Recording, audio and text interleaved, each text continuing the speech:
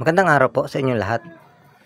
Ngayon po papakita ko po sa inyo tong bagong design ko naman po ng burner. Parang nahuli ko na po mga boss yung gusto kong apoy na parang super kalan ang apoy mga bossing.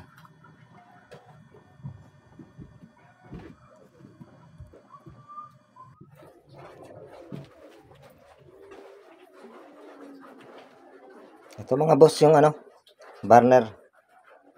Yan. Diyan ko na po inilagay yung mga 1.5 na 16 piraso. Hindi na po dito sa tuktok mga boss, para magkaroon pa po ng hangin, magkaroon pa po ng stock na hangin dyan bago po lumabas dito. Kasi pag dyan po nilalagay ko nahinga-hinga, nabuga-buga mga boss. Ganun pa rin, ito 4, 5 dito, 5 oil distractor 4, at saka yung 12 sa baba. 12 oil distractor 4, 5 dito, 4 dyan,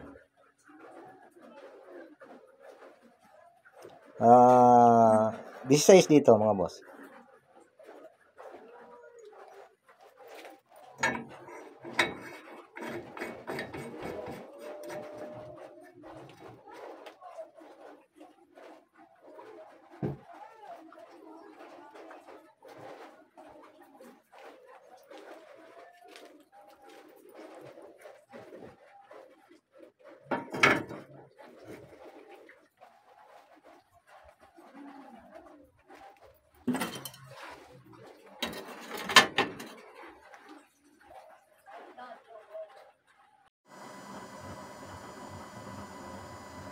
Ayan mga boss yung mga apoy natin. Pakipanood nyo po mga boss. Pasensya na po ulit kayo kung medyo mahaba ito. Wala po yung cut mga boss. Simula po dito hanggang sa dulo wala pong cut yan. Para makita nyo rin po na madali pong kontrolin yan. At saka kung sa pagpapaapoy mga bossing, napakabilis din po paapoyan yan.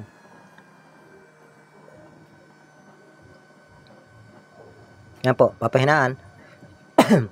Siguro po dyan ang nakapagpabilis pagpapoy mga boss yung yung 1.5 mm sa ilalim na 12 piraso. Mahina po yan mga boss. Pahinaan pa po natin yung kayang ihina po niya. Ayun, nakita nyo parang kandila na sa sobrang hina niya. Yan po talaga ang pinag-aanohan ko. Araw-araw ko pong gamit yan. Umaga, gabi. Madaling araw pa lang gamit ko na po yan. Nagluluto kami ng baon. Ayan mga bossing, medyo na perfect na natin. Wala na yung buga-buga. Nawala po yung buga-buga. Nabuga-buga yun ang nakaraan. Ayan, parang natutulog na lang po na po yan. Yan po yung 16 na 1.5 sa ibabaw. Kita nyo mga boss, parang gasol na talaga yung lingas niya. Wala pong pwersa yan kung mag-iinin po ng sinaing.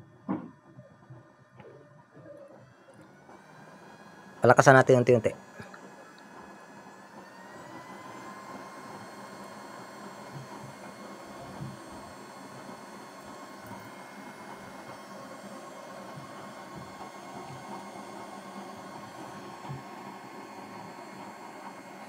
Yan po. Ay, dun sa nagsasabi po na malakas sa langis pagka maraming butas po sa ilalim, hindi po.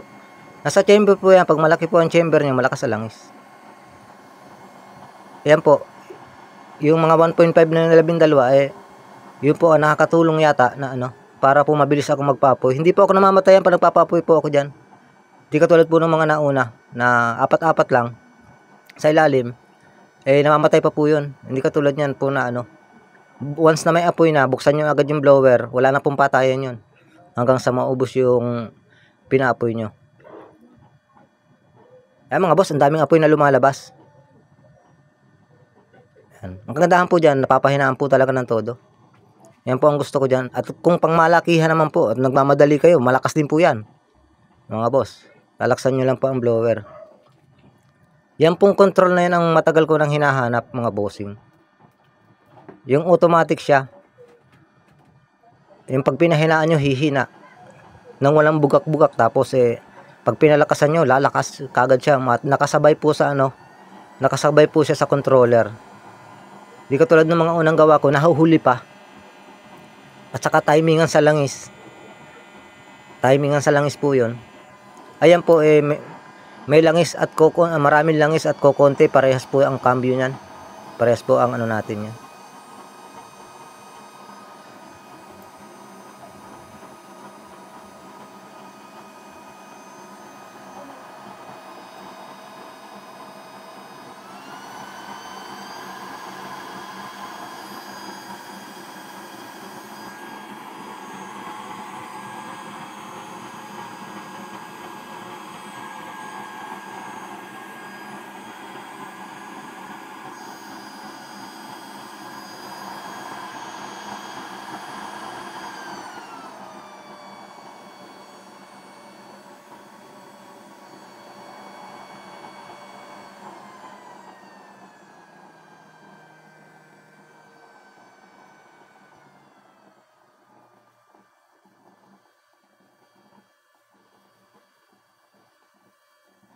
Yan po mga boss ang on. Yan, on nya lang yan. Halos wala pong hangin yan, nakita nyo. Halos wala pong hangin yan. Pero nakita nyo, ang ganda pa rin ng apoy. Wala po yung pressure mga boss.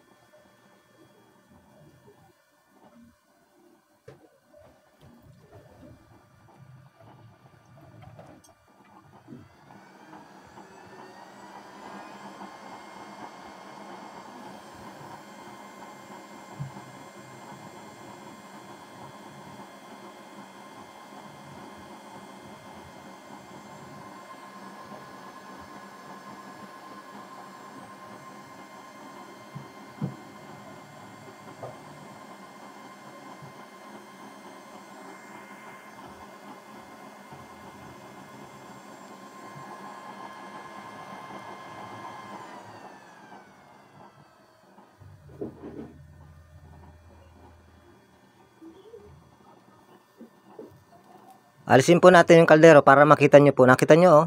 Hina lang po. Oh. Malapit lang po kasi yung kaldero ko, kaya sabog yung apoy. Kala nyo pagkalakas-lakas. Wala pong puwersa yan mga boss. Nakita nyo, oh, parang kandila lang po siya nung nakatirik. At saka nakita nyo naman mga boss ang kulay ng apoy, oh. Blue na blue, parang lutong-luto yung langis sa ilalim. Ngayon po, hindi pa mainit po yan. Kabubukas ko lang yan. Sa pagkabutas lang po pala talaga. Yan po, tandaan nyo po yung mga butas ko dyan kung gusto nyo pong gayahin. Kasi nung ginawa kong 49, ay bagay, hindi ko pa nanusubukan dyan ng ganyan ang ulo. Nung ginawa kong 49, ay pag pinapahinaan ko po, may nahalong orange at saka hinga siya ng hinga. Hindi katulad po niya na huminga man siya, halos wala na. Parang walang hinga mga boss. Ayan, oh. Ayan, grabe pong bilib ko dyan sa ko na yan. Na-invento ko na yan. Yan na po talaga ang pang sinaing. Sa sobrang hina po niyan, hindi nyo na kailangan maglagay ng takip na yero para pag magiinin po kayo. Napakahina na po niya, no? Hindi na po makakasunog ng sinaing yan. Ganyan din po ang super kalan, di ba? O kaya mga gasol, ganyan lang din naman kalakas yung pag pag nagpapainin tayo ng sinaing.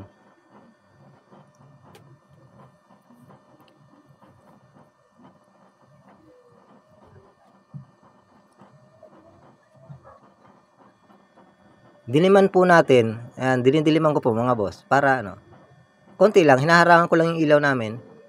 Para makita nyo yung kulay ng apple. Ang gandang kulay ng apple mga boss pag madilim. Pag medyo madilim lang pala. Pagka sobrang dilim naman, hindi naman natin makikita. Ayan, pagka nalalagyan ng anino mga boss, lalong gumaganda ang apoy. Maraming salamat po sa nagsusubaybay. Magandang araw po sa inyong lahat.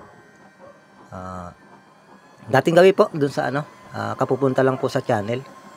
Magisuyo po ako kung nagustuhan niyo po itong video.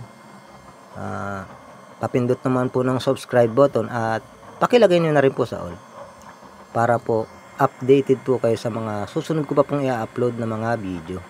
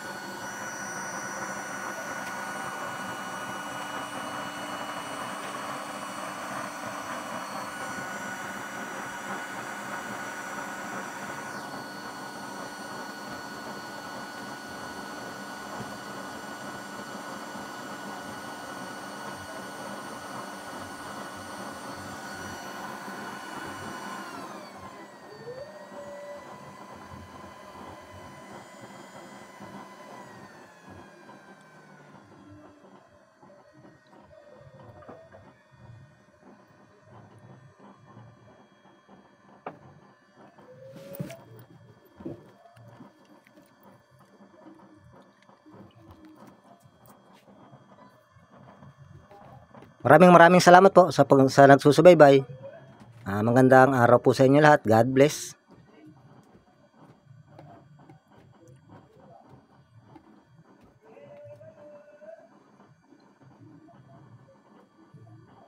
Hanggang sa muli.